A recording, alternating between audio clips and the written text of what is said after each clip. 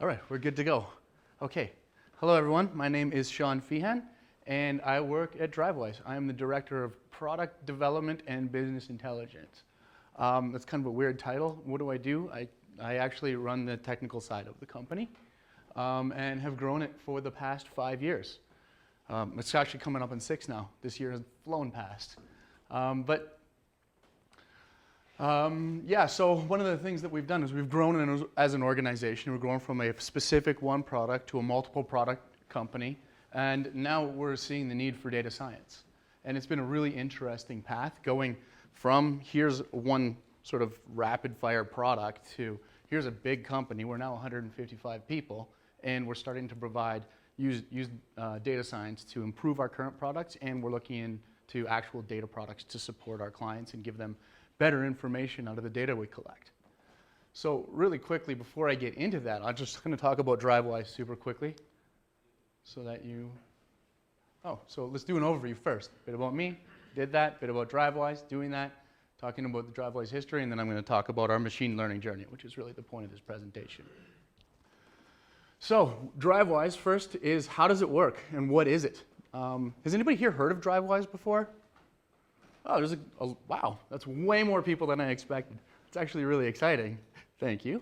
But our main product and what we do and what's grown us to this size is waste station bypass. So is anybody here familiar with Nexus Pass at the borders and how that kind of works? Or TSA pre-clear where you skip the line at the airport and those kind of things? We do that, but for trucks at waste stations. So as you're driving down the highway, you're driving a long-haul truck, there's a waste station on the side of the road. If it's open, you have to pull in. That's the rules. Those trucks have to be inspected for safety purposes. And they pull in, they talk to a police officer, and then they go on their way. So that can take sometimes 2 minutes, sometimes it can take 4 hours, and other times you're just not allowed to leave because they arrest you, right? Nobody wants to talk to police officers unless they absolutely have to. So what we do is we have an app in the truck that's actually embedded in the truck and attached to the engine bus that gathers details about the truck, gathers details. We know the driver, his history, we know the fleet history, and a bunch of other information. And we also pull data from roadside hardware, including weigh scales in the highway, and we decide how safe the person is. The safer they are, the higher percent of chance they can stay on the highway, and the more dangerous they are, I guess, or risky they are, the more often they have to pull in. So we got our little Drivewyze truck driving down the road, and he gets a 2-mile notification. There's an inspection. Obviously, we're a lot more in the States. That's why we're using miles. We do have Drivewyze sites in Canada, and that's converted to kilometers, although it's 3 and 1.5. Rough approximations. So he drives, he gets a 1 mile. We've done a lot of detail work in terms of grabbing his data, and we decide that this guy was safe. We give him a bypass, and he drives past the waste station, hopefully. So that is an ideal visit. And that's basically what we do as a company. That's our primary product. When I started, we were giving bypasses in 1 state. It was a pilot state. We expanded to 13 shortly after. And now we're giving bypasses in, I believe it's 46 states right now and 2 provinces. So we've grown our footprint quite a bit over the last 5 years. And it's been really exciting. Oh, we're now 47 states. That just changed. Every time I pull this slide, it's actually on the Google Play Store, and it changes a lot more than I can keep track. So that's basically what Drivewyze does as a business. So one of the things I was saying is that we're moving into machine learning, data science, and how do you grow and build data science. So these are the steps, and I'm going to go through these steps in detail. So I'm going to run through them really quickly. This is a several-year-long journey that we've just been through. So step 1 is find a problem that really affects the company. So that was my job. So one of my jobs at Drivewyze is actually to build teams and then make them self-sufficient. So I've done that with the development team, QA team, product management, and now I've got an R&D team and the data science team that I'm currently building. So I found the problem. I figured out if machine learning could be applied, which was a really interesting journey for me. I actually took several Coursera courses, learned how machine learning worked and what it is, and try and really get to the nuts and bolts. And then one of the hard parts, talk your company into giving the idea a try. So I don't know if anybody's tried to talk a company into taking a moonshot, but it's actually pretty fun. At a startup, it's a lot easier, I think, than an established organization because they're used to taking moonshots. but at other organizations, it may be tougher. Hiring a data scientist. That was the next step, which is way harder than you think it would be. Train that data scientist on how your company actually works. So every company has proprietary data and jargon and all those kind of things. I'll get into that in a bit. And figure out how to organize your data, and then realize what a huge problem you picked at first. And then next step, panic, because it's too much. And then you go back and choose a smaller problem with an obvious scope to prove out the concept of machine learning within your organization. And then you start to organize your data, attempt to machine learn, go through many iterations of that, examine the results, celebrate, and then go back to the whole thing, go back to the original problem, and continue doing this and continue building more machine learning routines to help support your business, grow it, and then hopefully create new product. Because really that's the ideal here, is not supporting a traditional business, but actually having a machine learning product. So that's the goal for my data science team. We call it the data intelligence group at Drivewyze. So, getting into it. So, find a problem that really affects the company. So this is the same slide before, but you'll see one change right here in the middle, is there's a scale in the highway. The scale is really hard to figure out which truck is driving over that scale at what time. All we get from the scale is weight and timestamp. It doesn't know anything about the trucks driving over it. There's no telemetry, or there's nothing in the vehicle that talks to the scale. So all we get is timestamp weight, and sometimes axle count if we're lucky. And then we have a vehicle driving by with GPS data and timestamps. Has anybody worked with GPS data? It's awful. Depending on how many satellites you're connected to, depending on what satellites you're connected to, are you near tall buildings, is there trees around, what's going on with that? So there's a lot of data cleansing that you have to do for that, to figure out whether or not it is that actual vehicle that's going over the scale. And when vehicles are close, back to back, which one is it? If your times are off on either one of the clocks, that throws the whole estimation right off. It's almost impossible to tell. So there's a ton of different factors in terms of determining which vehicle it is actually driving over the scale. We're going to run through this animation one more time. He drives, he goes over the scale, under the scale in this case. It's a very tall scale. It gets an inspection. We've pulled the data. We know the truck has driven over the scale, and we know this is a Drivewise truck, and we've associated the data. And then that data from the scale there actually goes into the bypass decision. He drives by and goes through. It seems pretty simple. It's actually quite difficult, and we've tried many different statistical attempts at getting this right, and we've gotten close, but we haven't gotten perfect, and that's what we need to do, especially in law enforcement and highway safety. So that's the problem that we picked. Next one is talk your company into giving machine learning a try. So what I'm going to show you here is just a few slides of many of the slide decks that I put in front of the rest of the organization to talk them into doing this. So the first one is, what is a data team? What is data? I thought data was just a JSON blob, right? You get those kind of questions, and you may have to convince the CFO that this is important. So you talk about how it's going to be built, who's going to be on the team, and how they're going to support the other teams. So this was one of the, here's how it fits in terms of supporting the organization, because that's how you get it in there. And these are some of our many teams across Drivewyze, if you're wondering what's going on with all of these other blocks. Yeah, so this is one of the slides, and then one of the other slides that I put together is,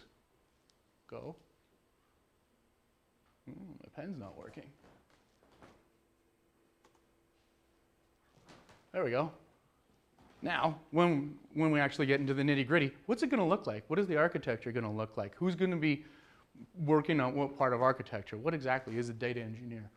Here's our data scientist up here. What are they doing? What's a data analyst? Why do you need that? These are all kinds of questions that I got in terms of this. But what we do is we have many different data sources which go through data pipelines and go to a mutable data store. We use S3 buckets in Amazon for that, if anybody's interested. That gets processed through Spark jobs and many other different jobs into a data warehouse, which is typically databases, but we also have JSON, NoSQL databases as well, which then get distilled into internal metrics and reports, external metrics and reports, and then our deep insights. So this is where we started to dig into when we're talking about team structure. And this is why we need a data scientist, because regular, because people without that can't do the AI and machine learning. And this is how they fit. And look at all the work we have to do to get there. So you kind of lay this out, and you lay the roadmap out, and you let people ask their questions and how they fit in.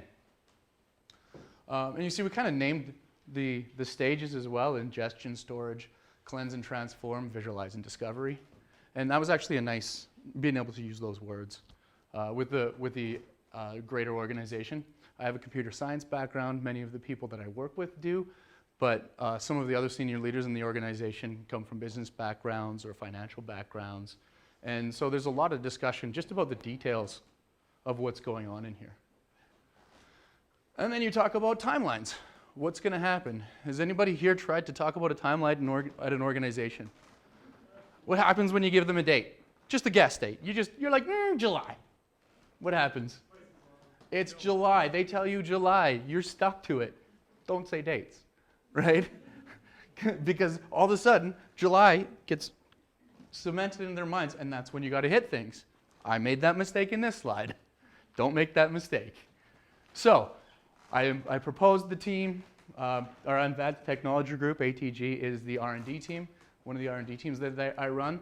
And the idea was to build the data team as part of the R&D team, and then as we proved out that it actually was viable and produced business benefits, then grow it into its own organization, hire a manager, all of that extra stuff as you grow a team. So, and the purpose was to create and prove out an initial framework and build a working proof of concept. And then by July, add a data analyst to the team that can work with the data scientist. But the team is still a skunkworks team. It's still bits and pieces of the organization brought over. And really what we're doing is we're trying it. Does this work? Is it actually viable for the organization? Can they provide the benefit that the salaries cost? Right? That's the basic equation of any business. And then finally in October, create a permanent team. And the purpose is to have a permanent data team. I can't believe nobody actually called me out on that note, by the way. And so this is the schedule that I tried to hit. Where it ended up being, so this was about March. Where it ended up being was, I was pretty close to July. I think it was late July here, and this didn't happen until about 3 weeks ago.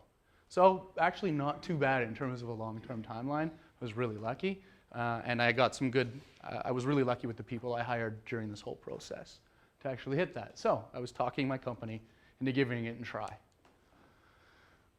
All right, and then this is a bit about the team roles. It's important to define the roles as you're trying to hire people. You'll see that in a few slides, how important that is.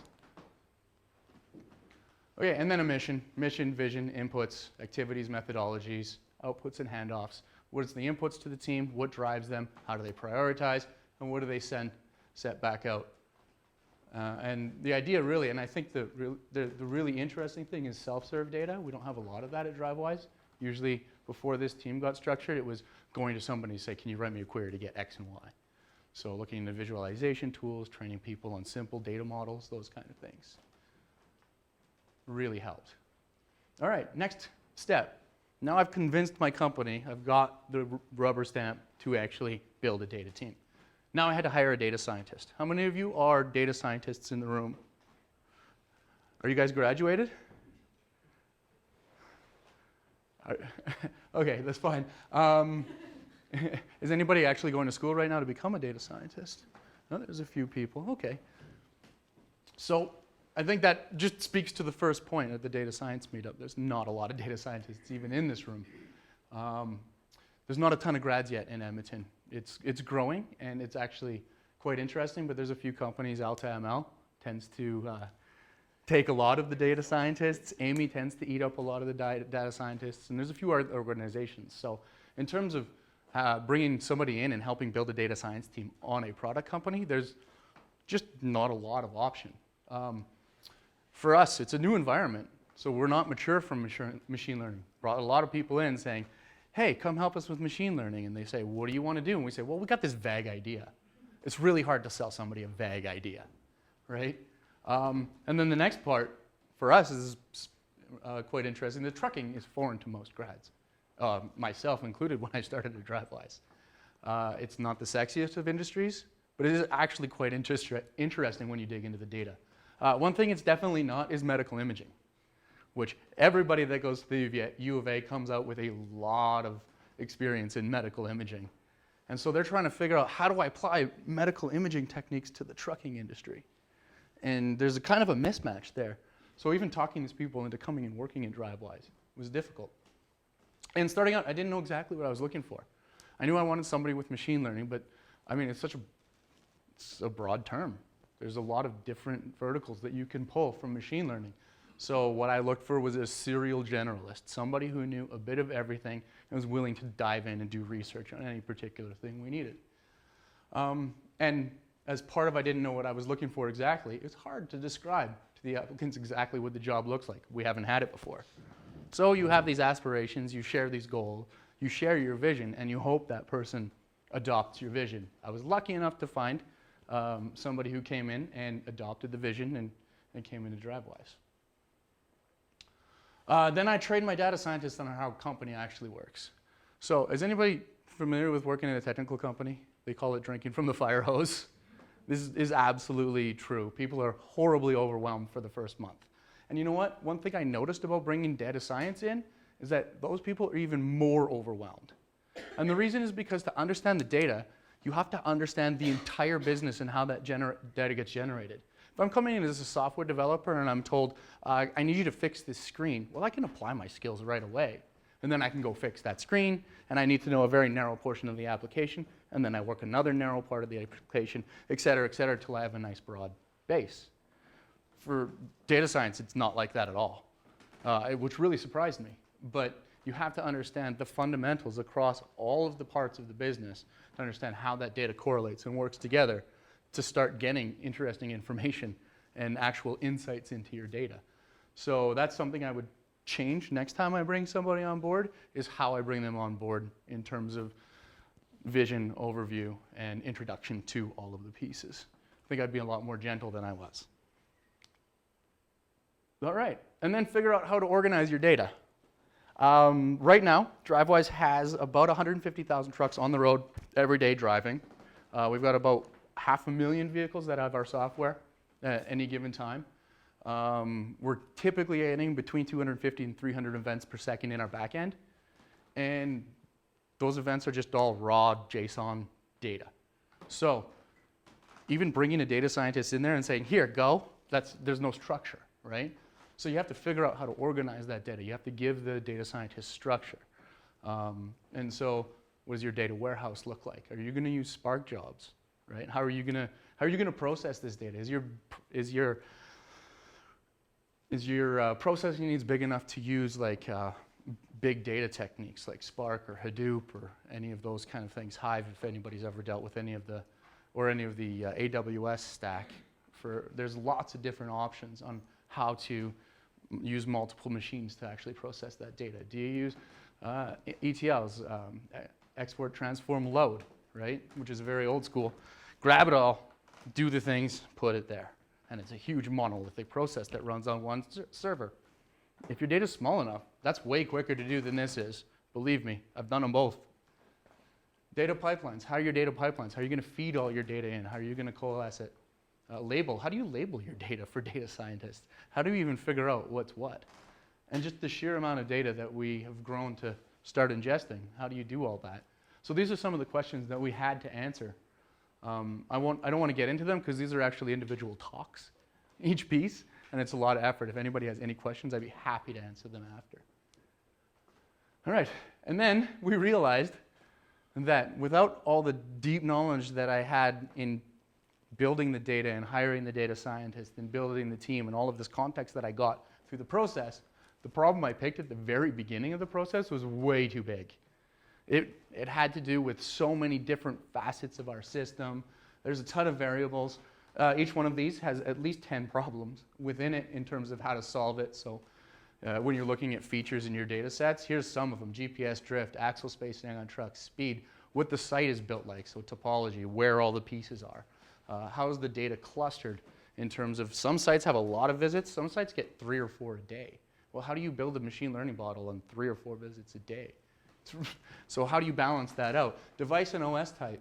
Drivewise is a little different than most SaaS companies because, yeah, we work on Android phones and iOS phones and tablets and stuff, but we also have applications that go on in-truck computers. Those in-truck computers can be 15 to 20 years old, running Windows CE from 1997, 2G data plans, right? So we had to do a lot of work around just making our device work. So all of the little quirks that every device and OS type combination, how do we deal with all of that? Latency issues. This is a fun one. So everyone's used to being able to just get on your phone and type things and it goes. Well, some of these older machines and computers, they're using 2G networks, have a 60-second latency. And that's just what you get. That's how long it takes for a communication to go to the truck and back. How do you deal with that at highway speeds trying to determine things that are going on? And how do you account for that indeterminate latency with the machine learning application? Cellular issues. Everyone here has had cellular issues, I'm sure. Clock issues, so clocks drift. Clocks are bad. Clocks get changed. Just recently, I don't know if anybody is familiar with GPS clocks and how they turn over. Every 10, 24 weeks, they reset to 0 because that's how it works. That's how the epoch works. So that just happened in February, and a whole bunch of GPS devices literally just did not work, or were telling you you were like on the moon, basically.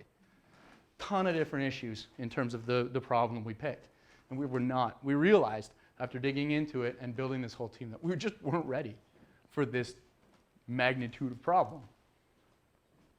So we panicked. Step one, hair on fire panic, like you would at any good organization. And then we decided to choose a smaller problem with an obvious scope, something that we could manage, something that had a lot fewer features and variables going into it. So this is kind of a really zoomed in version of a weigh station. You can kind of see the weigh station down here. And this fence tells us that we've pulled in. These are geo fences. The red one is pull in, the green one is bypass.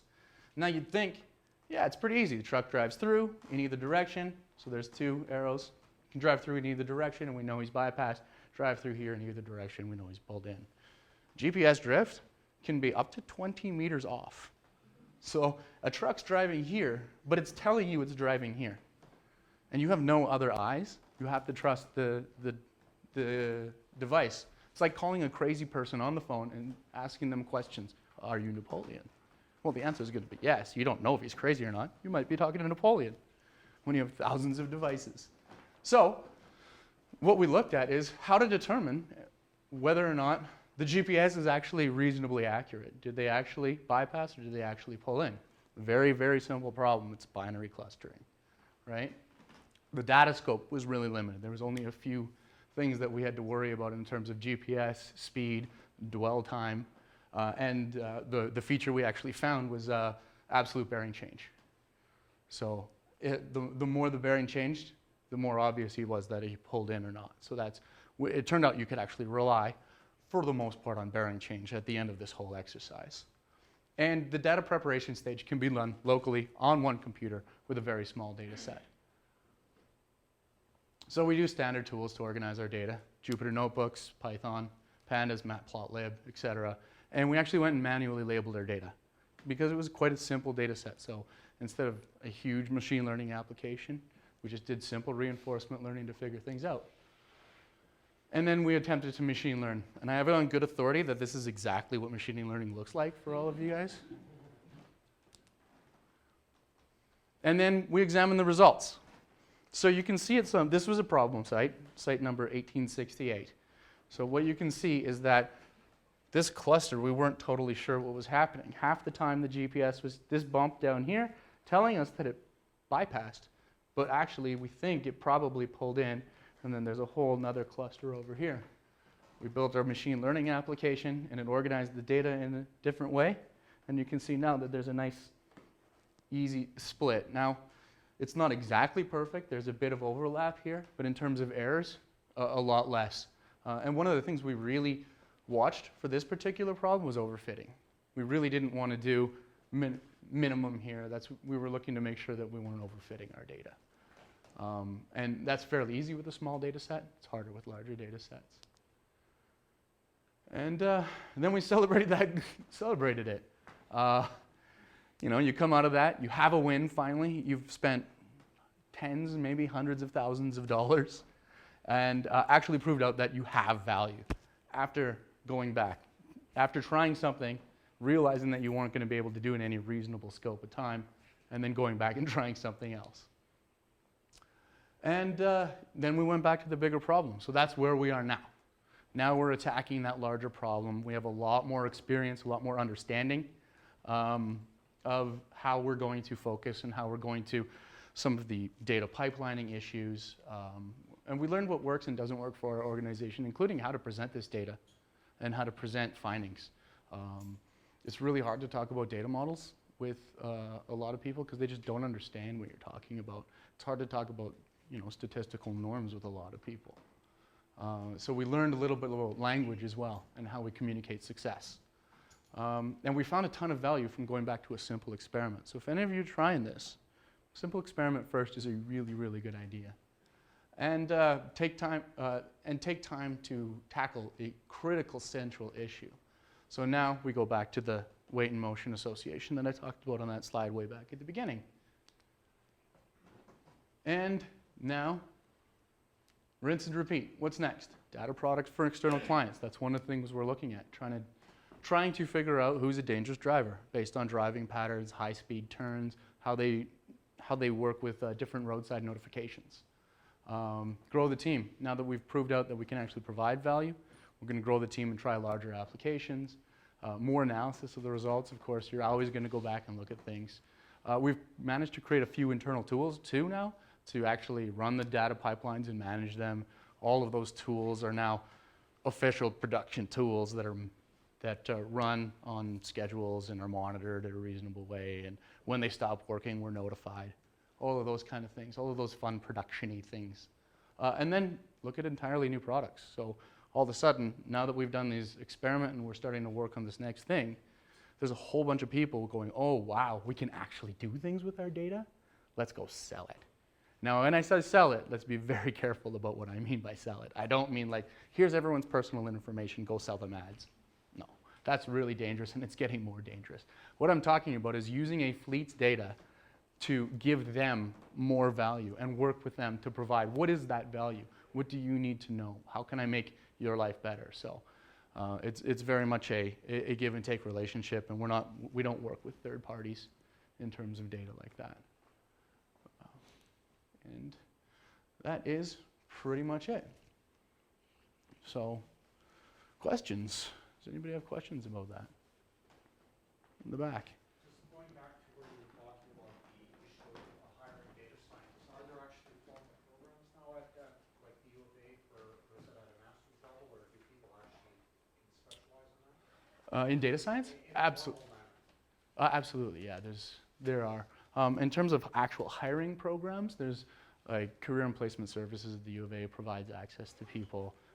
There's career fairs and those kind of things that kind of work. What I found best is make friends with people in the industry at Amy, at L2ML, and see if they know anybody who's looking. That's what worked best for me so far. Yeah.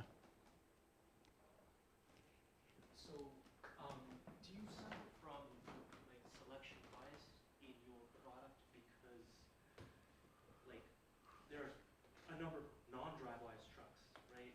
And so why would somebody, of course the ones who say, oh, I want to bypass, I'm probably going to bypass, so I'll purchase your product or via Drivewise truck, whereas the ones that don't, obviously they're not going to want to be on Drivewise. Yeah, that's a really interesting question because the way it works is based on fleet history more so. So the better your history is, the more likely you are to bypass. So that's one of the things we really work with our clients when they're purchasing our service is how valuable are we going to be in terms of ROI. So yeah, absolutely there is. And even in terms of market penetration, we're like maybe 8% of the market right now. So it's not really representative of the whole. We're hoping to get more. Our software is actually installed now on 3 million trucks. It's just a matter of getting it turned on. You talked about selling data back and think of other use cases. Have you thought about like using your data to inform fleets and drivers on sort of like ways that they can improve their own performance and their own efficiencies and things like Absolutely, yeah. That's one of the main things we're focusing on. So there's a number of things. Dangerous driving is absolutely at the top. It causes death and millions of dollars in damages.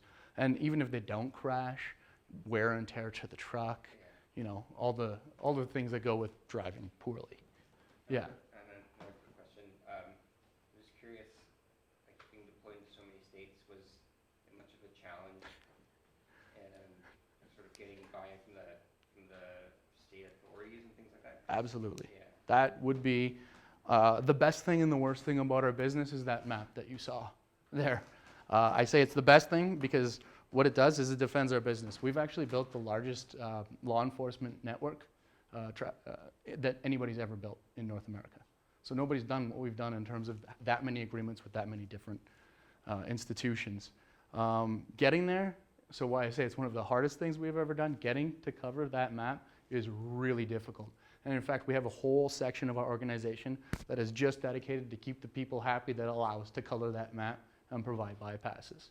So without that, we can't legally provide bypasses. And in fact, last year, we got kicked off the Apple Store because they didn't believe we were legal.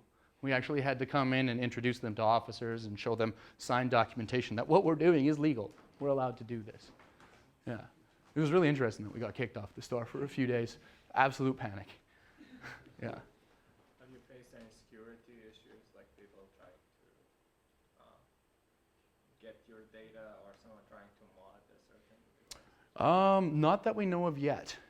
And I put the qualifier that we know of. We haven't heard about anything, and I honestly don't think we're big enough yet to be a huge target. And we're really, really careful with personal data. So most of the data that we have is aggregated, especially when we give it out. It's all aggregated. So you never really know which driver is who or where he's driving. And then the rest of the data is all completely encrypted. Yeah. You said during your proof of concept that time wasn't a salient factor in the end. Did you determine why? In terms of the second one or the first? On your scale down proof of concept project. Yeah. That it was yaw was the most important. Yeah, absolutely. Yeah, which was really interesting. We thought time, our guess all at the beginning was that how long it takes you to go from A to B was really important. And like you said, it turned out to be bearing change, absolute bearing change. That was the most predictive. And the reason is because traffic is unpredictable. So sometimes there's slow traffic going in front, sometimes there's highway speeds, sometimes they're driving 10 kilometers over, sometimes there's construction. And when you're working at 1,600 sites, it's really, really hard to get what's your average, especially when there's not a lot of data. Then you have to look at, okay, so this is a Wednesday night in January at between 7 and midnight. We've had 8 cars go by. We assume there's just a lot of extra data and guessing you have to do that, whereas absolute bearing, oh look, you turned 30 degrees and the turnoff is 30 degrees. And interestingly enough, bearing is super accurate on GPS because when there's a mistake in GPS, the truck is driving here, it's here, but it's still the same route that it drives. It's just not on the road here. So that actually really surprised us about the data. And I think it was really good that we were surprised because we did have an initial hypothesis and it was absolutely shot out of the water by the testing, which means I think we're actually applying a reasonably rigorous scientific process to it. Yeah. I actually have a question about that. Like, what's your testing process for it? Like, how do you validate or test to make sure that you're actually... Oh. So there's a number of different methods we had. One is using indirect variables to sort of determine what's happening. So there's 10 things that happen, which means that the driver pulled in. You know, he got a bypass and he was driving the speed, et cetera, et cetera. The other thing we did on top of that was we created what we call a data collection fence, which is just a big square that we draw, and everything within that fence is tracked. So our data usage spikes way up for those particular points, but we get a lot more data, so we're able to actually dig into the data in a way more reasonable way. Use that like validation set? Absolutely, absolutely. Use it as your validation set. And what you see is like 90% of the data is right here, and then 3% of the data is here, and 1% of the data is way up here. This guy is just way off. Yeah. How did you get over and resolve the problem with cellular data being off or device being off or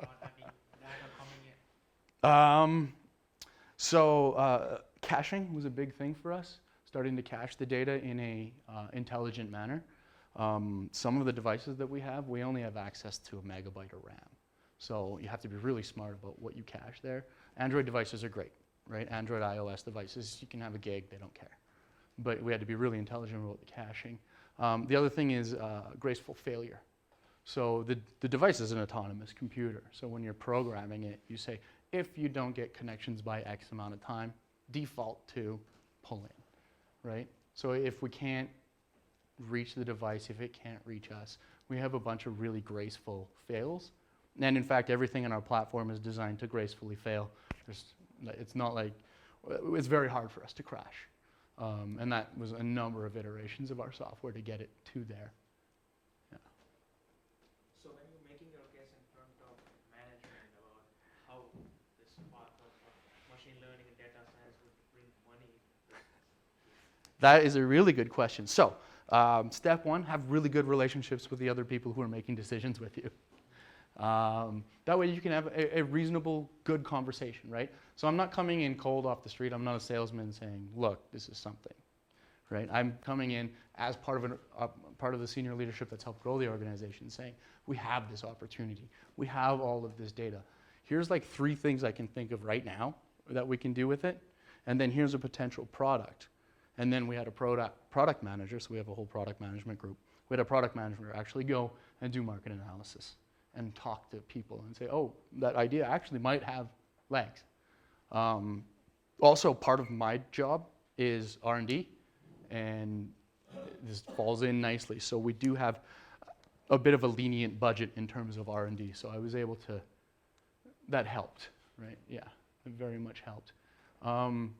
And our philosophy is, well, we just want to grow our company, right? I don't know if anybody's heard, if you're not growing, you're dying as a startup. We kind of follow that. So how do you grow? You grow by selling more units, right? So there's 3 ways we can grow. One is selling more units, like getting on more trucks. One is having more areas where we can provide bypasses. And then the other one that really accelerates the other 2 is have another product. So right now we have 4 products that we provide, including like low bridge notifications, hard braking or hard turning areas, collision zones, tip over zones, all of those kind of things that you see on the side of the road. We do all that digitally, but we also gather the data of what's happening with the trucks at those areas. So this is just another way that we can provide more value, become more sticky with our customers. And by sticky, I mean, once they have us, they don't want to get rid of us. So keeping that subscriber churn really, really, really low. Because then when we add a unit, we're not losing a unit, and we're continually growing. Yeah. You guys kind of solved it. Imagine it's kind of a chicken egg problem, because you need to like get stuff installed at the sites, right? But also with the trucking companies. Like, do you need to negotiate with like the policing? Oh, absolutely. Police forces as well as like the trucking companies? Yeah. Yeah. So that's it. You get one when the other one's not. Yeah, that's a really interesting question. So we have 2 clients. The way we see it, we have 2 different sets of clients. One of them is the police officers who pay nothing for our service.